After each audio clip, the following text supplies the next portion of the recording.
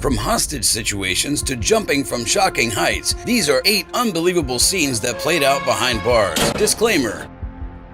In April 2018, 19-year-old Terry Whitehead, an inmate at the Louisville Metro Department of Correction, blacked out in his cell after suffering blows to his face and his head. The injuries were from an altercation with corrections officers David Schwartz and Donna Gentry. They claimed Whitehead had attacked Schwartz, but one correction officer said that was all a lie. At first, prison officials weren't sure who to believe. Then they found out one of the officers, Devin Edwards, had accidentally turned on his body camera during the altercation, and it exposed a cover-up. Whitehead was in cuffs, explaining himself. I swear to God. Whitehead, what are you doing, man? What did I do, bro? I ain't never had a problem out here. Why you gonna spit on us?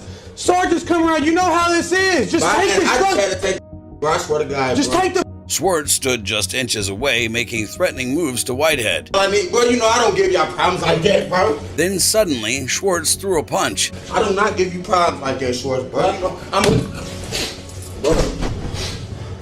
all you had to do was take the strings down, dude. I'll take them down next time, bro. Y'all ain't hear no problem with me, bro. I swear to God, bro. You know, second shift, bro. You know, I try my hardest. Keep your leg down, keep your leg down. I try my hardest. Slamming Whitehead's head against the concrete wall, and he wasn't done yet. Nah, bro, I'm straight. I don't want no medical. You want decon out your eyes? I need my ass, though. Whitehead was still in the holding cell talking to the officers when there was a crash outside. The officers stepped out and found Schwartz repeatedly punching the walls and slamming the metal doors in a rage. Hey, Em. What?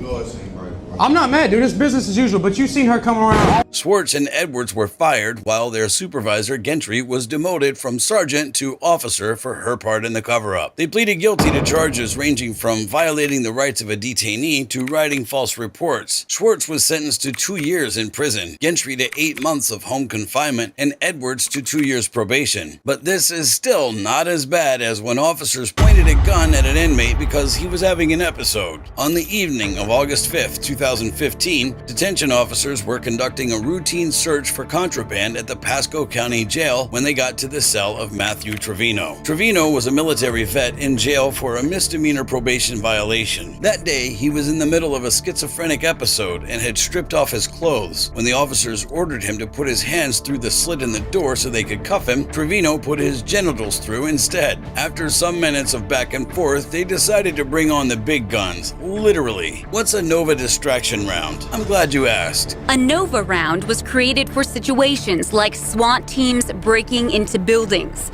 It's a distraction device, like a flashbang grenade, but fired from a shotgun. The company's own warnings say it's not supposed to be used to fire at humans or even animals. An officer returned with the weapon, aimed it at the door with Trevino standing behind it, and opened fire. As we continue.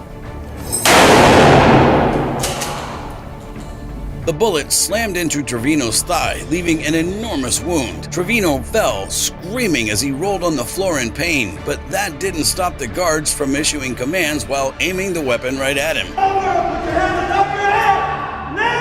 They eventually got the emergency services to help. Fortunately, Trevino survived the shooting. While it looks like there are a lot of guard versus inmates fights behind bars, a lot of the time, an inmate's worst nightmare is a fellow inmate. Around 1 a.m. on June 7, 2022, everything looked calm at the Hillsborough County Jail. Inmates were fast asleep under the watchful eye of Deputy Lillian Jimenez, while 1 or 2 stragglers still roamed around. One of them was Bridget Harvey. She told the guard that another inmate, April Colvin, was in the women's restroom and wasn't feeling too good. Jimenez headed to the bathroom to see what she could do to help. As the deputy talked to Colvin, she had no idea she'd walked into a trap. While the deputy's back was turned, one inmate acting as a lookout crept around the deputy. Then Harvey walked up behind. She had a pillowcase and a comb she had sharpened with her teeth. Suddenly, Harvey wrapped the pillowcase around the deputy's neck. Once they took the deputy's life, Harvey planned to get the keys so that she and Colvin could escape. Every last detail had been planned out, except one thing. The other inmates didn't want anything happening to the deputy. Once they heard the scuffle, they woke up and ran to help the deputy, led by Mary Jean. In seconds, they got the pillowcase and the comb from her before other deputies rushed in and took the women away. Harvey and Colvin were slammed with additional charges of aggravated battery on a law enforcement officer, introduction of contraband into a detention facility, and escape from confinement. The deputy suffered minor injuries to her neck and throat, but survived. As for this story's hero, she got a broken hand from the altercation and a plea deal. Sometimes inmates have officers' backs, but sometimes they don't, like when a small request spiraled into an all-out riot. It all started with 9 inmates at the Sandoval County Detention Center in New Mexico refusing to leave the TV area and return to their cells. More corrections officers arrived, but still, the men didn't budge. Instead, they started to take off their shirts and wrap them around their faces. That was when the officers realized this was more than they bargained for, and one by one, they edged their way out of the cell block. This was a job for the task force. The task force made it in record time, but the inmates weren't so easily scared. When the officers tried to get tear gas through the slit in the door, the inmates stuffed blankets through the other end,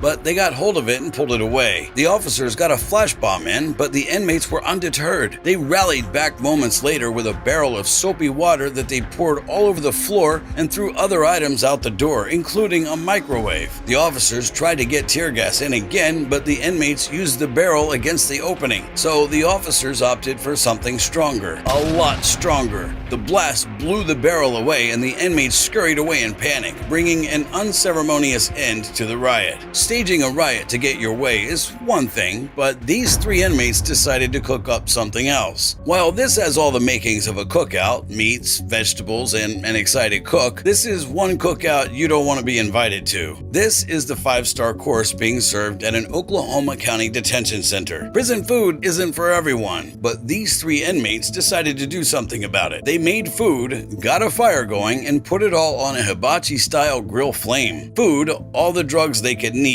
The inmates were on cloud 9. Then, one smart guy got out his contraband phone and put it on his Facebook Live. That nigga said, we gonna get you when they not with you. That said, you don't even have no bars. You're a nobody. Said we got, this was, you see that? You know what I'm saying? This is how we do this up in the county, man. I mean, you know what I'm saying? I ain't gonna say where we at, but this is the real deal, Holyfield. Y'all eating trays, man. We getting paid, man.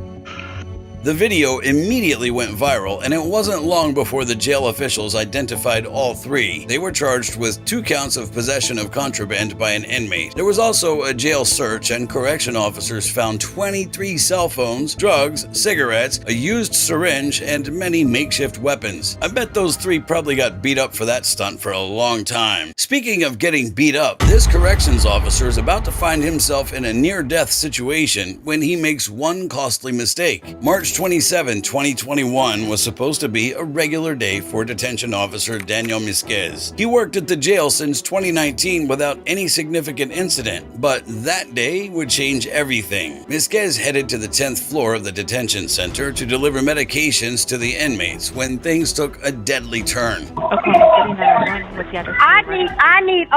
I need Oklahoma City Police in the jail. The inmates have took the keys. They have an officer. Where? Are you there now? Oklahoma City Police Department. I need them here. Are you at the jail? Yes. Who are you? I'm Captain Tiffany Carter. Captain Tiffany Carter? Yes. And is this a good callback number for you, 1818? Yes. All right, our officers are already en route. Can you tell me any more what's going on right now? I don't know. They got an officer. They got his keys. They are popping all the doors open. Curtis Williams, an inmate, had asked Misquez to open his cell door and allow him to sweep out some trash. When Misquez obliged, Williams came out, arms swinging, overpowered the guard and handcuffed him, even though he had nothing against the guard. Then he took the officer's radio and keys and freed other inmates. Over the next 2 hours, Misquez was hit on the head and attacked several times. Williams got his hands on Misquez's phone and went on Facebook Live, complaining about how they were being treated behind bars. Oh, we got food. We got mold on the tray.